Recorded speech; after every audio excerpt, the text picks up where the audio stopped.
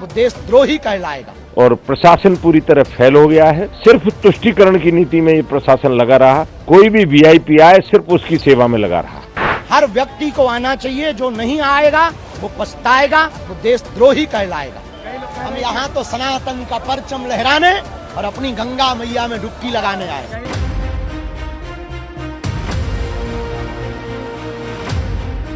प्रयागराज महाकुंभ में भगदड़ मचने से चारों ओर अब इसी की चर्चा हो रही है। खबर यह है कि मौनी अमावस्या से एक रात पहले या फिर मौनी अमावस्या की रात प्रयागराज महाकुंभ में भगदड़ मची, जिसके बाद कई लोगों के घायल होने और कई लोगों की मृत्यु होने की आशंका जताई जा रही है। हालांकि मृतकों की संख्या का कोई आधिकारिक आंकड़ा नहीं आया है, लेकिन प्रयागराज में मची इस भगदड़ से चारों ओर अब इसी पर चर्चा हो रही है। तमाम तरीके की प्रतिक्रियाएं सामने आ रही हैं। नमस्कार, मेरा नाम है गौरव पाल, आप देख रहे हैं भारत लोक। महाकुंभ में मौनी अमावस्या से एक रात पहले भगदड़ मची, जिसमें भगदड़ के बाद मंजर कुछ यूं था कि चारों ओर सिर्फ लोगों के कपड़े, जूते, चप्पल, बैग ही पड़े नजर आए। भगदड़ के बाद का मंजर देखकर अनुमान लगाया जा सकता है कि जिस दौरान ये भगदड़ हुई होगी उस दौरान वहां पर क्या मंजर रहा होगा, किस तरीके से चीख पुकार रही होगी। हालांकि अभी प्रयागराज प्रशासन और शासन के अनुसार स्थिति कंट्रोल में है। उत्तर प्रदेश के मुख्यमंत्री योगी आदित्यनाथ ने अभी थोड़ी देर पहले मीडिया से बात करते हुए बताया था कि अभी पूरी जो स्थिति है वो नियंत्रण में है और प्रयागराज में 9 से 10 करोड़ लोग पहुंच रहे हैं। योगी आदित्यनाथ ने एक बड़ा आंकड़ा दिया, 9 से 10 करोड़, यानी कि आज की डेट में प्रयागराज में 9 से 10 करोड़ लोग मौजूद है। इतनी बड़ी संख्या में वहां पर लोगों का मौजूद होना, क्या सरकार के पास उस तरीके की व्यवस्था वहां पर इन लोगों के लिए थी या नहीं, इसको लेकर भी अब कई प्रकार के सवाल जो हैं वो उठने लगे हैं। सबसे पहला सवाल उठाया है महामंडलेश्वर प्रेमानंद ने। और प्रशासन पूरी तरह फेल हो गया है। निकम्मा प्रशासन, सिर्फ तुष्टीकरण की नीति में ये प्रशासन लगा रहा कि कोई भी वीआईपी आए सिर्फ उसकी सेवा में लगा रहा। मैंने देखा कि जो भी वीआईपी यहाँ आया सिर्फ प्रशासन उसकी जी हजूरी में लगा रहा। इसके अलावा इस प्रशासन को इस कुंभ से कोई मतलब नहीं था, किसी भी व्यवस्था से कोई मतलब नहीं था। और जब 25 बार हम सारे अखाड़े मिलकर कह रहे थे कि सेना के हवाले इस कुंभ को कर दीजिए, हमारे देश में सेवाभावी लोगों की कमी नहीं है, अगर ये सेना के हवाले कुंभ हो जाता तो मुझे नहीं लगता कि इतना बड़ा हादसा होता।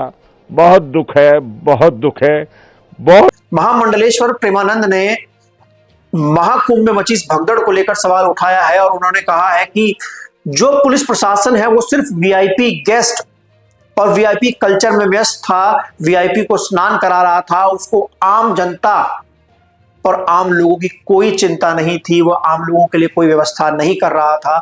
हमने कई बार सभी साधु संतों ने मिलकर सरकार से कहा कि इस आयोजन की व्यवस्था सेना के हाथ में सौंप देनी चाहिए।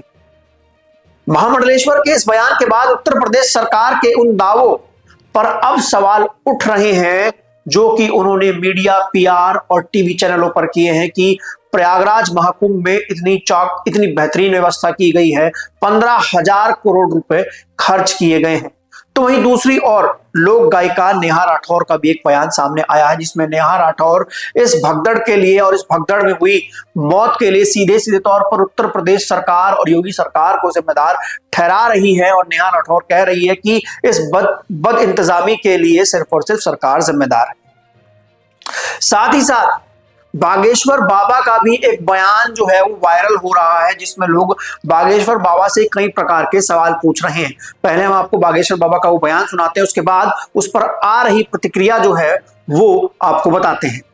हर व्यक्ति को आना चाहिए, जो नहीं आएगा वो पछताएगा, वो देशद्रोही कहलाएगा। अच्छा, कई लोग यहाँ के व्यवस्थाओं पे सवाल खड़े कर रहे हैं, कह रहे हैं कि आप बच्चे कैसा व्यवस्था? अनूठी, अद्भुत है। हमारे अंदर तो आस्था है और हमें हर जगह व्यवस्था है।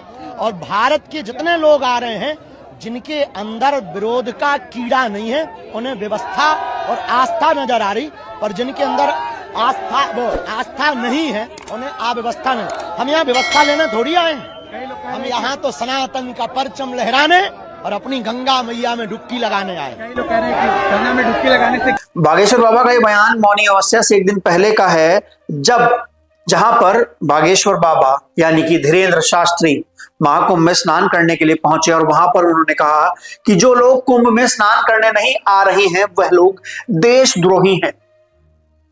और इसको अब कई लोग सवाल पूछ रहे हैं कि क्या बागेश्वर बाबा उकसा रहे हैं, लोगों को भीड़ बढ़ा रहे हैं कि आप लोग यहां पर स्नान करने के लिए आइए, जब वहां पर उस तरीके की व्यवस्था नहीं है। बागेश्वर बाबा ये भी कहते हैं कि हमको व्यवस्था और व्यवस्था की जरूरत नहीं है, हम लोग तो सब हिंदू धर्म के सिपाही हैं, हमको किसी प्रकार की व्यवस्था नहीं चाहिए। तो एक बात मैं कहना चाहूंगा कि बागेश्वर बाबा वीआईपी, उनके साथ तमाम तरीके की सिक्योरिटी है, लश्कर, उनको व्यवस्था और व्यवस्था से कोई फर्क नहीं पड़ता क्योंकि उनके पास सरकार की व्यवस्था है। लेकिन जो लोग वहां पर पहुंच रहे हैं उनके लिए क्या व्यवस्था है। इसके बाद कई लोग बागेश्वर बाबा पर इस बात को लेकर भी सवाल उठा रहे हैं कि बागेश्वर बाबा तो भविष्य बता देते हैं, उनकी दृष्टि बहुत दूर की है। जब वो प्रयागराज महाकुंभ में मौजूद थे तो क्या वो इस त्रासदी, ये जो भगदड़ मची है, इसका अनुमान नहीं लगवा पाए? अगर बागेश्वर बाबा इसका अनुमान लगा लेते तो इन लोगों की जान बच जाती, या फिर बागेश्वर बाबा ने जानबूझकर इस भगदड़ का अनुमान नहीं लगाया। इस पूरे मामले को लेकर चौतरफा योगी आदित्यनाथ सरकार पर सवाल किए जा रहे हैं और सवाल किए भी जाने चाहिए, क्योंकि महाकुंभ का सफल आयोजन कराना, लोगों की सुरक्षा व्यवस्था कराना, यह सरकार की जिम्मेदारी है। इस पूरे मामले को लेकर आप लोग क्या सोचते हैं? आप लोग अपनी राय कमेंट सेक्शन में दर्ज करा सकते हैं। तब तक के लिए चलते हैं, फिर मिलेंगे दूसरे वीडियो में। धन्यवाद, नमस्कार।